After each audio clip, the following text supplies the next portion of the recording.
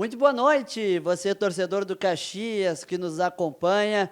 Nós estamos com mais uma edição do Sangue Grená nesta terça-feira, 8 de agosto de 2022. Você é o nosso convidado, nossa convidada, a partir de agora, acompanhar todas as informações do dia a dia Grená. A repercussão do empate no primeiro jogo das oitavas de final da Série D contra o Real Noroeste, fora de casa 1-1, e a projeção, né, para o grande jogo do próximo sábado. Centenário vai ferver, vai receber mais uma vez um grande público para, se tudo der certo, e vai dar o Caxias avançar às quartas de final do Campeonato Brasileiro. Nós estamos ao vivo junto com a X-Play Seguros e também com a X-Play Celular. Eu estou junto com o Juan Grings, da equipe técnica está Leandro Moré e Délio Campos, na coordenação geral de Alessandra Vergani, Fabiano Vergani e a gestão de Kleberson Portela. Bom, Juan, muito boa noite, tudo certo? Boa noite, Pedro, boa noite, torcedor que nos acompanha. Estamos em mais uma semana decisiva do Caxias. Semana passada falamos sobre a classificação contra o Oeste. Hoje a gente vai falar sobre esse primeiro jogo contra o Real Noroeste, jogo difícil e, claro, projetar o próximo jogo. É isso aí, as coordenadas geográficas do Caxias até o acesso, né? Passou pelo Oeste, agora terá o Real Noroeste pela frente. Mas ainda repercutindo este primeiro jogo, essa primeira partida, o meio-atacante do Caxias, Diogo Sodré, concedeu a entrevista coletiva nesta terça-feira. Vamos acompanhar os principais trechos dessa conversa.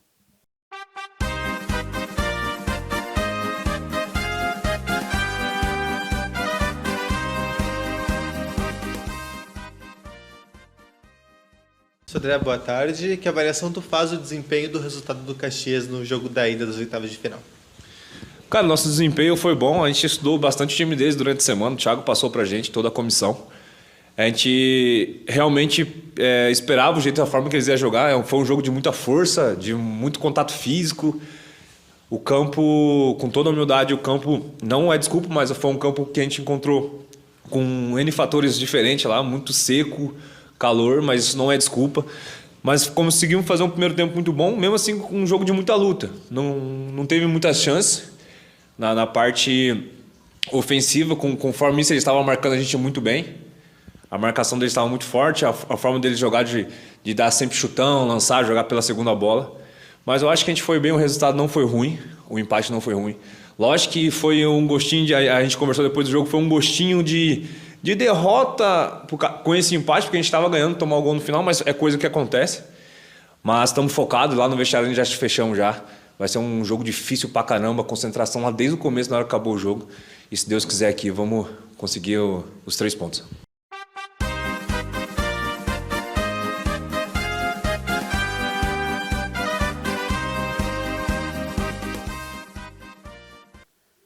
Tá aí o meia Diogo Sodré, né, que falou sobre este jogo e uma frase chamou a atenção, né, Juan? Um resultado com gostinho de derrota. É isso aí, quando ele fala do gostinho de derrota, até ele explica na coletiva, é porque justamente o Caxias jogou bem, né? O Caxias conseguiu abrir o placar ainda no primeiro tempo e não teve nenhum momento de sufoco, mas, né, bola parada às vezes é muito traiçoeira, né?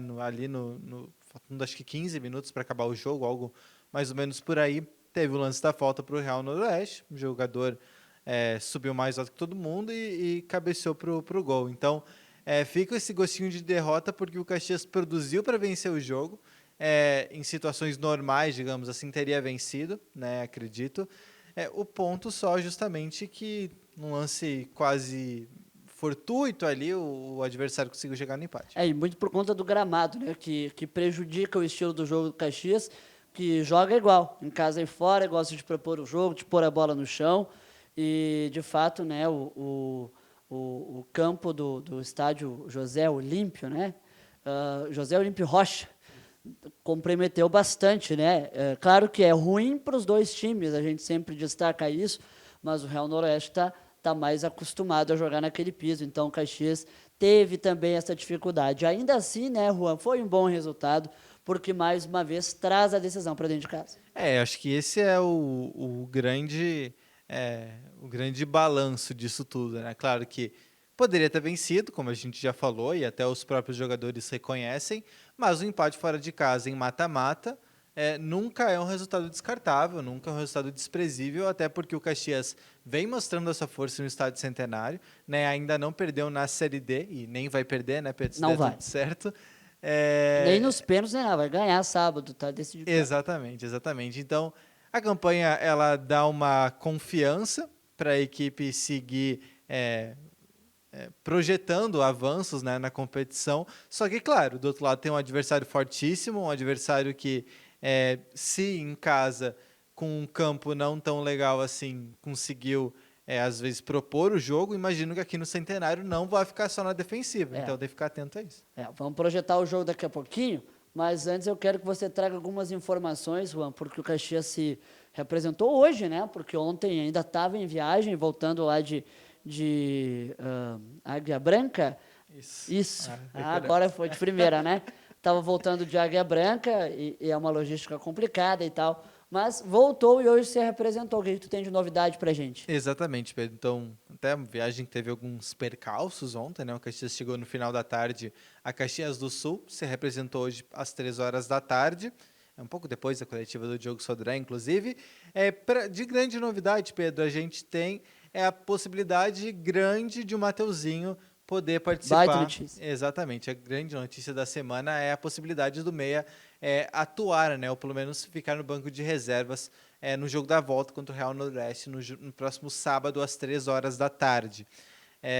Além disso, Pedro, a gente não tem nenhuma outra notícia, digamos assim, que possa preocupar, né? O Caxias já não tinha desfalques, né, para o jogo da ida, tirando o Mateuzinho. Sem cartões, sem nada. Exatamente, né? Não tem ninguém suspenso, não tem sequer ninguém pendurado.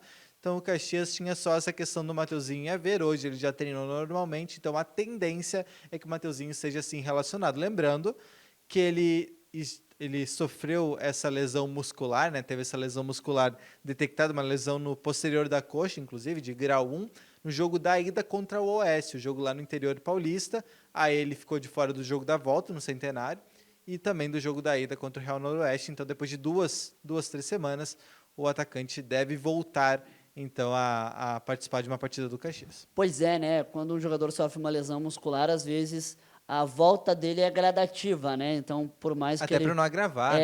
Por mais que ele volte agora no próximo sábado, a tendência é que ele não jogue os 90 minutos, né? Exatamente. E até a gente falava também, a gente já tinha elogiado semana passada o Bustamante, que é o reserva imediato do Mateuzinho, se a gente pegar como base os últimos jogos. Então, o Bustamante tem dado uma boa resposta, né? Um cara que se entrega fisicamente muito, inclusive sempre que ele sai ao longo do jogo, sai extenuado, né? Sai realmente depois de ter esgotado todas as suas energias. Então, mesmo que talvez o Mateuzinho não inicie o jogo, né? E, inclusive, é uma chance bastante grande, uma tendência, até para valorizar a sequência do Bustamante, né? Que vem jogando muito bem. Pode ser que o Bustamante seja titular e continue dando a resposta que vem dando. Então, Pedro, até para a gente já projetar o time que deve entrar em campo contra o Real Noroeste no próximo sábado, tem André Lucas no gol, né? Sempre o goleirão Grená. Espero que sem decisões por pênaltis, né? Dessa vez. Vai fazer uma partida de Seguro, segurança. de preferência sem nenhuma defesa. Apenas intervenções. Apenas intervenções pontuais. A defesa com Marcelo, Wesley, Thiago Salles e Renan Siqueira. Meio campo com Amaral e TT. TT foi titular nas últimas 2 partidas, né? Nessa segunda posição do meio campo. Então, imagina-se que ele tenha ganhado a posição de fato entre os 11 titulares. No ataque, a gente pode colocar ainda essa dúvida entre o Mateuzinho e o Bustamante. Vai depender da evolução do Mateuzinho, da condição de jogo que ele tiver para iniciar esse jogo, mas deve ficar à disposição, como a gente já falou. Diogo Sodré e Maicon Assis. E no ataque, o Batista. Batista também vinha disputando posição com o Giovanni Gomes. Até o Giovanni Gomes, em determinado momento, tinha virado o titular do Caxias, mas o Batista entra contra o Oeste, até por uma suspensão do Giovanni, faz o gol e foi titular contra o Real Noroeste. Então, pode ser também que ganhe uma sequência aí com o Thiago Carvalho, o jogador do Caxias. Tá certo. Vamos acompanhar, então, a segunda parte da entrevista coletiva do Diogo Sodré, que ele projeta justamente essa partida do próximo sábado. Bora lá.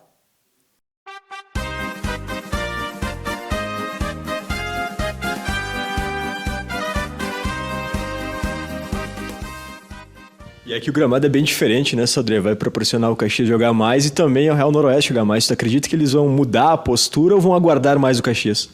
Cara, creio que eles vão jogar da mesma forma, entendeu? Realmente, o nosso gramado aqui, no nosso campo, a gente é muito forte. Ainda mais com a nossa torcida, né? Que no último jogo em casa foi surpreendente, foi lindo de ver. Eles vão vir com o mesmo estilo de jogo.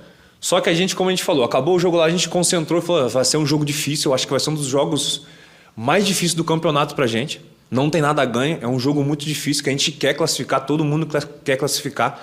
Então a gente vai trabalhar, vou ver que o Thiago vai passar pra gente durante a semana, a forma. E se Deus quiser aí fazer um bom jogo aqui pra gente ganhar esse jogo aqui em casa aqui. Falou da questão do gramado, né? E até o teu estilo de jogo do Maicon, o do Bustamante um pouco menos, mas também tiveram muita interferência por conta dessa dificuldade do gramado de conduzir a bola lá, né? O quanto que tu acha também que dentro desse fator, que é uma característica que o Real não enfrentou no jogo de lá, vocês podem tirar vantagem no jogo aqui? Sim, eu acho que sem dúvida a gente tem a característica mais técnica, né? E dificultou um pouco a gente ficar com a bola. Mas como a marcação dele estava muito forte na gente, a marcação realmente dele estava muito em cima da gente, a gente não conseguiu, às vezes, botar a bola no chão para tentar fazer uma jogada, porque estava um jogo com muito de segunda bola. Mas creio que aqui o campo é diferente, creio que aqui a gente vai demonstrar melhor nosso futebol, vai junto com todo mundo. Mas, como eu falei desde o começo, é a concentração. Vai ser um jogo muito difícil, cara. Vai ser um jogo muito difícil. Vai ser um jogo assim que é uma final para nós, porque a gente vai estar diante da nossa torcida, vai estar dentro de casa e sem dúvida nenhuma é a vitória que vai nos desempenhar aí para a gente conseguir o nosso objetivo. O que dá para apontar de diferença que o Caxias vai ter que fazer para conseguir essa vitória no jogo da volta? Cara, impor o nosso jogo. Como a gente vem jogando dentro de casa, entendeu? A gente vem fazendo belos jogos, fazendo os grandes resultados assim, né? Nos últimos, agora que é mata-mata, igual eu falei. A primeira fase é uma competição. Quando entra pro mata-mata é outra, entendeu? Então gera um monte de detalhes para a gente poder ganhar. E como a comissão, toda a parte, eles vêm passando para a gente o que a gente tem que fazer, então isso facilita para a gente para quando chegar no jogo a gente progredir nessa situação.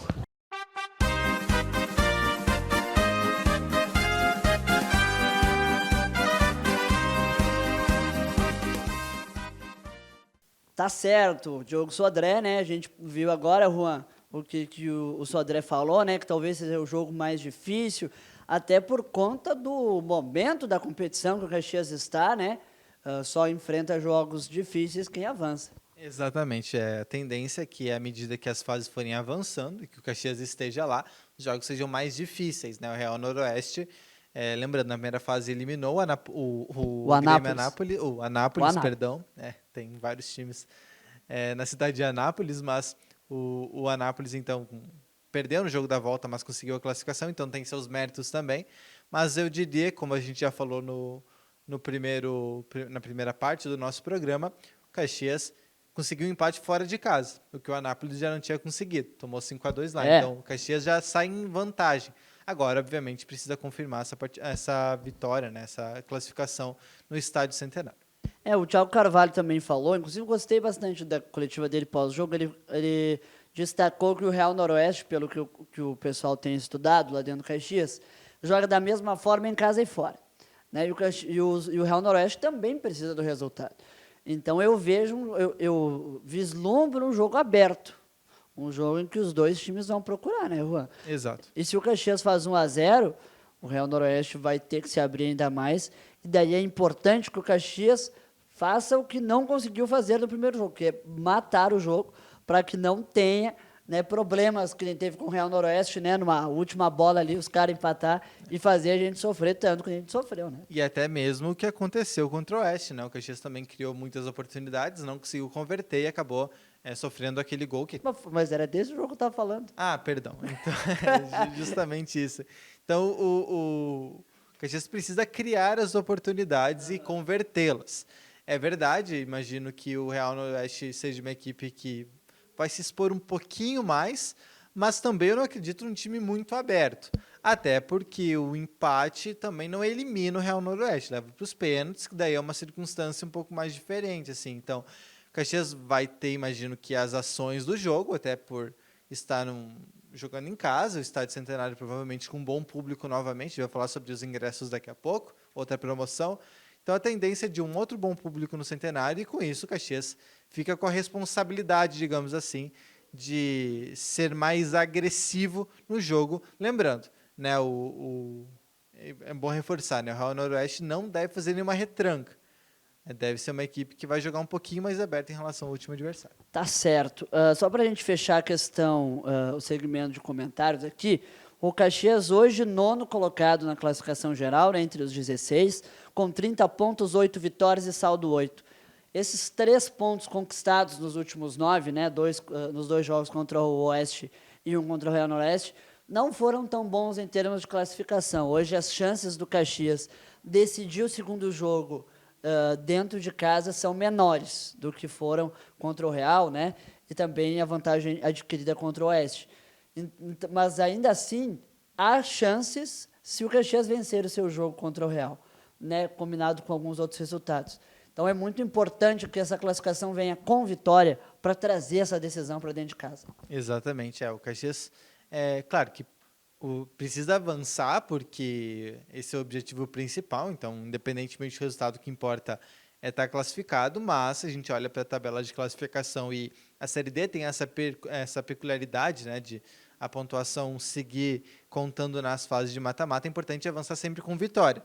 Se puder vencer os 2 jogos, excelente, né, mas pelo menos somar 4 pontos também já fica bem interessante, porque daí o Caxias ali vai ficar numa situação mais confortável, até para de repente não pegar um adversário tão difícil, que tem isso também, né? Tem isso também. Os times do topo, teoricamente, são equipes mais difíceis de se bater também. A possibilidade, assim, que o Caxias, por exemplo, líder e vice-líder não dá mais, né? Não tem como, até porque o Amazonas e o segundo colocado, São Bernardo, já tem pontuações que o Caxias não alcança.